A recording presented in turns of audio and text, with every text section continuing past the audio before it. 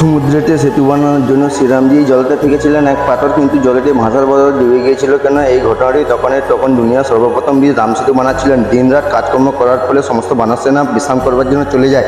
তখনই শ্রীরাম একলা একটি পাথর উঠেছিলেন আর তার জলেতে ফেঁকে দিয়েছিলেন, কিন্তু ডুবে গিয়েছিল। শ্রীরাম আবারও একটি পাথর উঠালেন এবং তাতে রাম নাম লিখে জলেতে ফেঁকে দিয়েছিলেন, তখনও ডুবে গিয়েছিল। শ্রীরাম ভাবতে থাকেন, তখন অন্য কেউ আমার নাম নিয়ে জলেতে পাথর ফেঁকে, তখন সেটি ভাসতে থাকে।